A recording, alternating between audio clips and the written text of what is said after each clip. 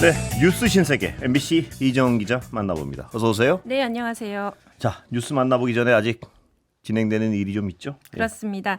이번 주에 시작된 청취율 조사 다음 주까지 진행됩니다. 02로 시작하는 번호로 전화 오면 꼭 받아주셔서 권순표의 뉴스 아이킥 잘 듣고 있다 말씀해 주시길 부탁드립니다. 그리고 방송 중에 좋은 의견 보내주신 분들께는 다양한 선물도 보내드리고 있습니다. 오늘은 총 10분을 뽑아 5분께는 5만 원 상당의 잡곡 세트를 그리고 또 5분께는 치킨과 콜라 세트를 보내드리고요. 또 이번 한 주 동안 좋은 의견 보내주신 분들께는 박준영, 박영진의 2시 만세에서 지원해준 23만 원 상당의 홍삼 선물 세트를 보내드릴 예정입니다. 특히 청취율 조사 전화를 받으신 그 인증 사진을 보내주시면 당첨 확률이 확 높아집니다. 청취자 여러분들의 많은 참여 바랍니다. 그리고 문자 번호는 샵 8001번, 샵 8001번, 짧은 문자는 50원, 긴 문자는 100원의 정보 이용료가 들고요. 스마트 라디오 미니 메시지로도 참여 가능합니다. 유튜브로는 선물 발송이 어려우니까 참여는 꼭 문자나 미니로 부탁드립니다. 자, 그럼 오늘 뉴스 알아볼까요? 네. 자, 내란 우두머리 혐의요. 지금 침대 재판, 침대 축구 뭐 이런 식인 것 같아요. 보니까 거의 필리버스터에 가까운 것 같은데요. 네, 예. 어제도 과연 이 시간에 저희가 구형 그렇습니다. 양을 예. 전해드릴 수 있을까 안 그래도 걱정을 했었는데 서류 증거조사와 최후 변론 절차가 길어지면서 아직 구현이 지금까지는 한 건도 이루어지지 예. 않았습니다. 그러니까 오늘 가장 중요한 주요 피고인에 대한 마지막 예. 결심 공판이 이루어지거든요.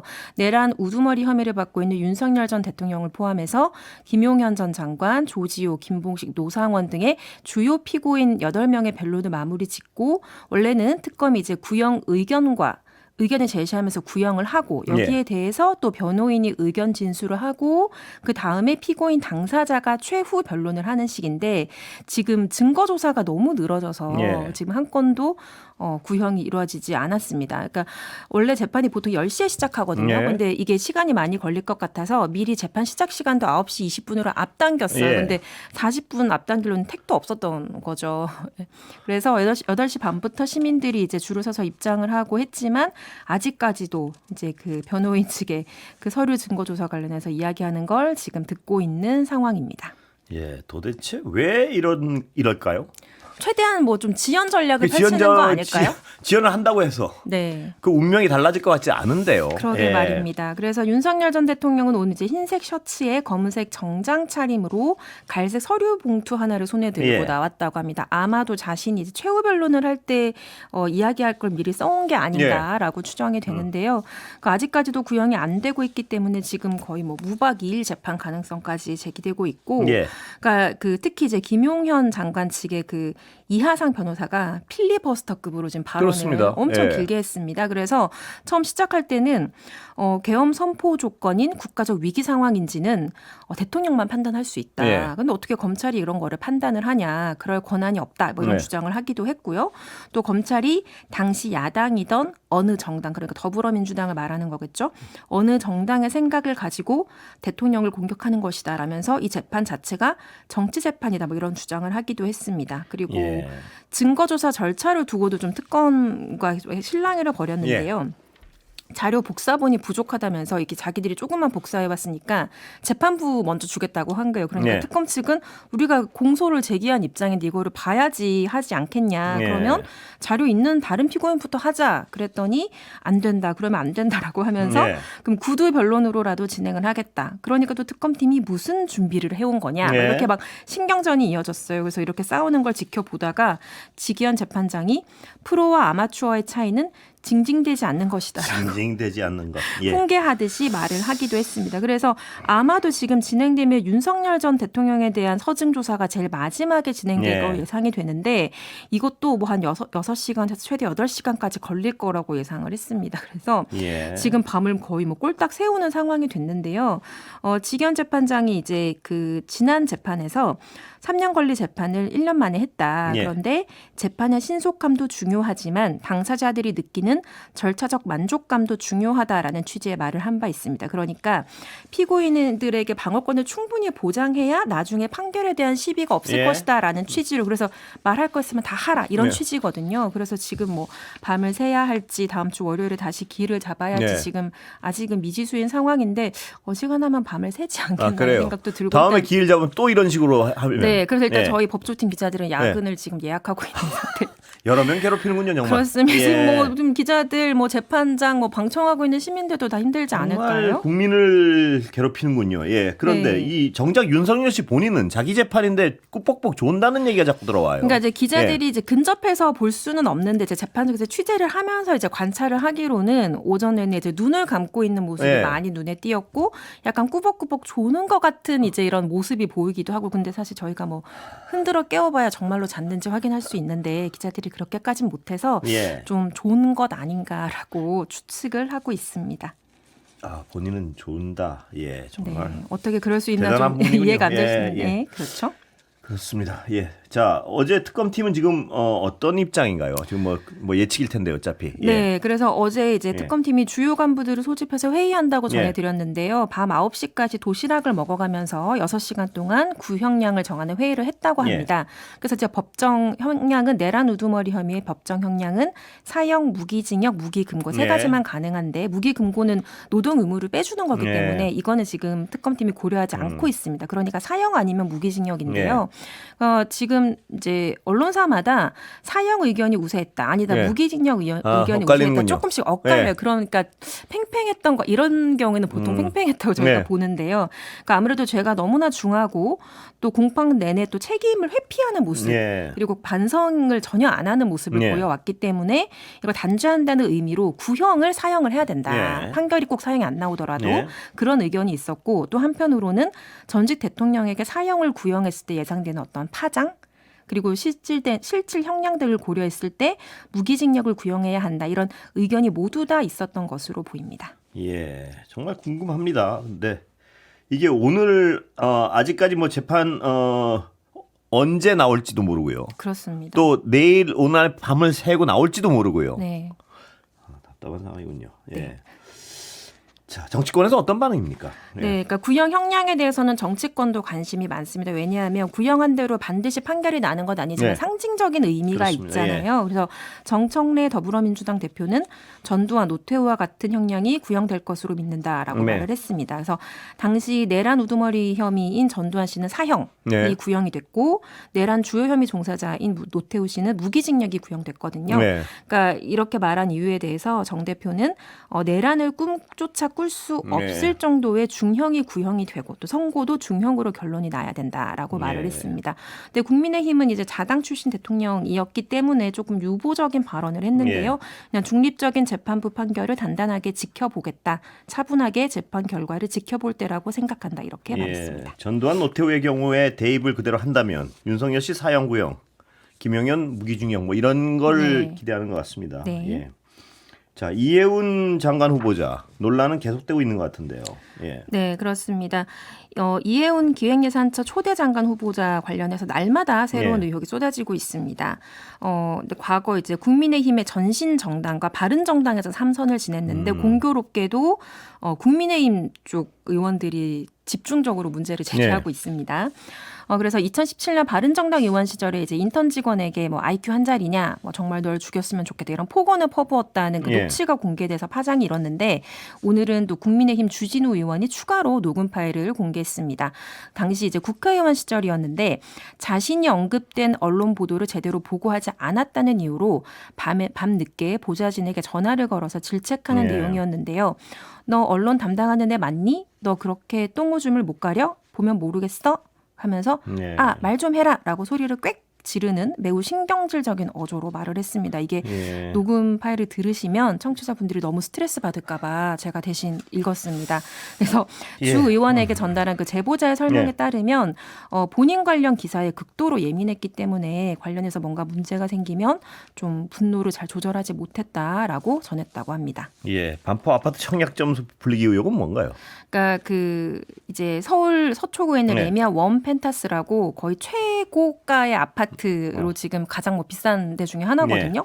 여기를 분양을 받았는데 이제 분양 받을 때도 최소 뭐 10억, 20억 이상 시세 차익을 거둘 수 있다고 해서 그때도 로또 분양이라고 난리가 났었어요. 근데 이제 개혁신당 그 천하람 의원에 따르면 이 후보자가 이 아파트 분양받는 과정에서 이미 결혼한 장남을 부양 가족에 넣어서 청약 점수를 부풀렸다라고 지금 의혹을 제기했습니다. 그래서 결혼식을 하고도 혼인신고를 하지 않고 그 어머니 집에 동일 세대로 묶여서 청약 가점을 높였다는 건데요. 천 의원에 따르면 장남은 다른 아파트 전세 계약을 했지만 어머니가 청약을 넣던 시기인 2024년 7월까지는 어머니 가족의 이제 부양 가족에 포함이 돼 있었고 청약 신청이 마감된 지 이틀 뒤에 다른 집으로 자기 집으로 전입을 했다는 겁니다. 그래서 여기에 대한 해명은 성년인 자녀의 자기결정 사항에 부모가 개입할 수 없다라고 했는데 이거를 이제 고지고대로 해석을 하자면 아들이 어머니의 청약 당첨을 돕기 위해서 혼인신고를 스스로 미뤘다는 것처럼 네, 그렇게 이해할 수밖에 없는 상황입니다. 자, 그리고 통일교 실세 후원금 의혹 이건 뭔가요 또? 네, 또 이제 그 한 시민단체가 선관위로부터 확보한 자료를 보면요. 이 후보자가 이제 이때는 한나라당 소속이었습니다. 2009년 7월 서초갑 재선 의원일 당시에 신달순이라는 사람으로부터 연간 기부 한도인 500만 원을 후원받았습니다. 근데 이 신 씨가 센트럴시티 대표였고요. 그리고 통일교 관련 재단인 세계평화통일가정연합 유지재단 여기에 사무총장을 맡았던 인물입니다. 근데 이 재단이 통일교의 돈줄 역할을 했던 곳이고 또 신 씨가 한학자 총재와 가까운 인물이었다는 의혹이 있습니다. 그래서 사실 지역에서 이제 법정 한도 내에서 후원하는 것 자체는 문제가 안 됩니다. 그런데 당시에 이제 센트럴시티를 이제 뭐 지하화한다라든지 그런 그 도시개발 계획이 논의가 되고 있었는데 당시로서는 만약에 이제 센트럴시티가 개발이 되면 이걸 소유한 통일교에 굉장히 큰 이익이 될 거라는 예상이 가능했던 시점이었습니다. 근데 이거는 이제 몇 년 후에 신세계가 인수를 하면서 뭐 통일교와는 상관없는 상태가 됐습니다. 근데 뭐 이 외에도 뭐 유학 시절에 뭐 부동산 투자를 했다라든지 그다음에 뭐 장남이 세종시 아파트에 거주하면서 편법으로 증여했다라든지 이런 다양한 의혹들이 지금 제기가 된 상태여서 특히 이제 좀 예민한 뭐 부동산이나 입시 관련 의혹들이 많거든요. 그래서 청문회가 순탄치는 않을 것 같고 일단 여야가 이틀은 하지 않고 자정까지 하더라도 19일 하루 청문회를 진행하겠다라고 잠정 결정을 했습니다. 여론은 어떻습니까? 지금 이제 갤럽이 조사한 내용이 나왔는데요.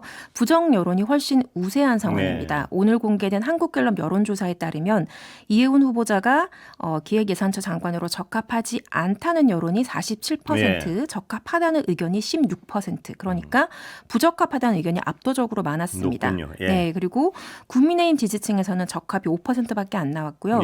더불어민주당 지지층에서도 적합 의견이 28%, 부적합 의견이 37%로 부적합이 더 많았습니다. 근데 일단 더불어민주당에서는 일단 청문회까지는 지켜봐야 한다라는 입장입니다. 왜냐하면 대통령실에서도 청와대에서도 지명 철회를 하지 않고 일단 청문회는 봅시다 하는 분위기거든요. 그렇게 될 것 같은데요. 청문회에서 이 여론을 뒤집기가 쉽지 않을 것 같습니다. 보면. 네, 그렇습니다. 그렇다 보니까 좀 우려의 목소리는 커지고 있습니다. 그래서 오늘 박수현 수석 대변인도 국민의 눈높이로 보자면 이런 정도 수준을 가지고 기다려야 되는가 이런 국민의 질책도 충분히 이해가 된다 이렇게 말을 했고 또 인사검증의 한계를 설명하기도 했습니다. 그러니까 늘 나온 얘기죠. 네, 과거에는 이제 권위주의 정부 시절에는 뭐 경찰이라든지 국정원 등을 이용해서 개인 정보를 샅샅이 이제 검색을 하고 그래서 검증 수준이 꽤 높았지만 지금은 경찰이나 국정원 정보를 그렇게까지는 활용하지 않는다. 그렇기 때문에 본인이 제출하는 자기 자술서에 지금 의존을 할 수밖에 없거든요. 그래서 여당 일각에서도 이해운 후보자가 이 정도면 자진 사퇴해야 되는 것 아니냐 이런 의견도 나오고 있습니다. 그래서 공개적으로 발언을 한 게 장철민 의원 도저히 방어할 수가 없다. 대통령이 지명 처리하는 것도 적절치 않으니까 본인이 결단하는 게 맞다. 이렇게 공개적으로 요구를 했고요. 오늘 아침 김상욱 의원도 계엄 옹호 전력이 있잖아요. 그렇다 보니까 헌정이 위기에 빠지면 가장 먼저 헌정을 파괴하고 이익을 챙기려고 입장을 돌아설 수 있는 위험한 사람이다라고 비판을 했습니다. 청문회 험난하겠는데요, 보니까. 그럴 것 같습니다. 본인이 여기서 얼마나 명쾌하게 해명을 할지 모르겠는데요. 명쾌한 해명이 가능한 사안이 많지 않은 것 같아서요, 보니까. 네, 그렇습니다. 예. 그런데 이제 약간 여기서 조금 재밌는 포인트가 그러니까 국민의힘에서 가장 강하게 자진 네. 사퇴하라는 압박을 하잖아요. 예. 그러면서 이재명 대통령이 잘못된 인사에 대한 책임을 져야 한다라고 예. 하는데 아까도 말씀드렸지만 국민의힘 전신 정당에서 3번이나 국회의원을 그래서요. 지냈고 거기는 거기에서 5차례 공천이 됐던 예. 겁니다. 그럼 그때 그 자당에서는 검증을 전혀 안 했던 것인지 이렇게 그 단시간 내에 검증을 했던 거 아닙니까? 이 모든 사실들을. 그렇죠. 그러면 그 오랜 세월 동안은 검증을 못했었는가 과연? 그런 것이 좀 의아하죠 지금. 네. 좀 궁색한 상황인데요. 야권도. 그러나 어쨌든 이 여러 가지 너무 의혹이요. 네. 너무 전방위적이고 네. 지금 본인이 이 해명을 해서 국민을 설득하기가 쉽지 않은 상황이라는 건 분명해 보입니다. 그렇습니다. 예. 자, 김경시 의원. 네. 여당 얘기로 넘어가 보겠습니다. 네. 원래 김경 서울시 의원이 저희가 예. 처음에 MBC 정책팀이 예. 취재를 할 때에는 강선호 의원 측에 돈을 준 적이 없다고 했었거든요. 근데 중간에 이제 돌려준 사람은 돌려줬다고 예. 하고 그런데 이제 오늘 뒤늦게 확인된 건데 경찰에 1억 원을 강선호 의원 측에 준 거는 맞다라는 예. 취지의 자술서를 제출한 것으로 예. 확인이 됐습니다. 그래서 1억을 줬다가 돌려받았다. 그러니까 자신의 뇌물 혐의를 인정하는 취지로 그래요? 입장을 밝힌 예. 겁니다. 그런데 지금 좀 수사가 너무 늦는 게 예. 아니냐 하는 지적이 있습니다. 그래서 의혹이 불거진 뒤에 이틀 뒤에 바로 미국에 있는 자녀를 만나겠다고 예. 출국을 했는데 저희 MBC 보도로 이제 밝혀진 예. 건데 라스베가스에서 열리고 있는 CES에 참석해서 뭐 따봉을 하고 있다든지 이런 예. 사진이 막 찍혔어요. 네. 그래서 도피성 출국 아니야 이런 의혹이 있는데 경찰은 이제 지금 아직까지 미국 내 소재지라든지 예. 아니면은 또 그 MBC가 보도하기 전에 CES에 참석하고 있는지를 몰랐다고 합니다. 그래서 예. 원래는 최대한 이번 주 내에 귀국시키려고 했는데 지금 귀국 일정 조율이 쉽지 않은 눈치입니다. 귀국은 한다는 거 아닌가요? 한다고 밝혔는데 신속하게 와야지 수사를 받을 수 예. 있는데 지금 귀국 일정이 언제라고는 지금 아직 안 그래요? 나온 겁니다. 네, 예. 그러니까 이제 뭐 일각에서는 여권 무효화 조치를 해서 빨리 뭐 적색 수배를 해야 되는 거 아니냐, 귀국시켜야 되는 거 아니냐, 뭐 그런 이야기도 나오고 있습니다. 예. 김병기 의원 논란은 어떻게 되고 있습니까? 그러니까 김병기 의원이 차라리 제명당하겠다라고 지금 버티고 있잖아요. 탈당을 예. 안 하겠다고 하니까 당내에서는 좀 더 이제 좀 속내가 복잡해지는 분위기입니다. 그래서 윤리심판원 회의가 12일로 예정이 예. 돼 있는데 소명 자료 제출을 안 한 상태이기 때문에 소명을 안 받고 또 결정을 내리는 것도 윤리심판원으로서는 좀 부담스러울 수 있잖아요. 그런데 지금 계속 회의 날짜는 지금 다가오고 있는 상황입니다. 그래서 원내대표 보궐선거에 출마한 의원 4명 중에 3명이 자진 탈당해야 된다고 이제 어제도 전해드렸는데요.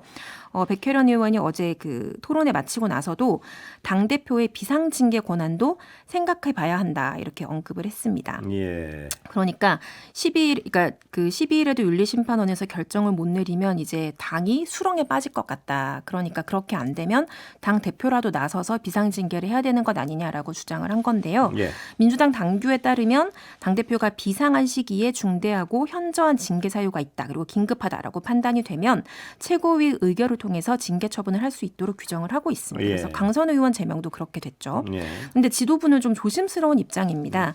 박수현 수석 대변인은 긴급 제명은 고려하지 않다라고 밝혔는데요. 예. 만약에 자진 탈당한 강선우 의원과는 좀 사례가 다르다는 거예요. 예. 그리고 김병기 의원이 윤리심판은 뭐 결정을 따르지 않는다라든지 아니면 당의 권고로 따르지 않고 여기 이의 신청을 하면 김병기 의원과 당이 지금 대립하는 상황이 되고 다투게 되는 상황이 되잖아요. 예. 그러면 상황이 깔끔하게 정리되는 게 아니고 더 혼탁해질 수 있다고 생각을 해서 그런 게 조금 부담스러운 걸로 지금 보입니다. 예. 갤럽 대통령 지지율 조사 결과 나왔죠. 또 네, 오른 것 같습니다. 보니까. 그렇습니다. 이재명 대통령 국정 지지도가 직전 조사 대비 5%포인트 예. 상승해서 60%가 나왔습니다. 그래서 직무수행 긍정평가 이후로는 외교가 가장 많이 예. 뽑혔고요. 그다음에 경제와 민생, 소통 등이 뒤를 이었습니다. 부정평가는 직전 조사보다 3%포인트 낮은 33%였고요. 예. 이후로는 경제와 민생, 외교, 뭐 친중 정책 이런 게 꼽혔습니다. 예. 네, 중국 국빈 방문 일정이 진행되면서 외교 관련 능력이 좀 많이 재부각된 걸로 보이는데요. 그러니까 사실 그동안 이해운 후보자 관련된 논란이나 공천 헌금 의혹이 불거졌는데 이게 굉장히 부정적인 뉴스인데 대통령의 국정 지지도를 평가하는 데는 크게 영향을 미치지 않았습니다. 예.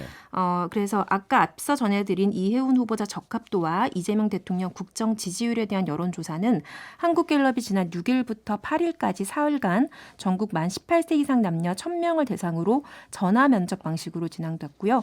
자세한 내용은 중앙선거여론조사심의위원회 홈페이지를 참조하시면 됩니다. 예, 윤석열 씨 당시에는 이 외교 행사를 갔다 오면 지지율이 좀 떨어지는 경향이 있었는데 그렇습니다.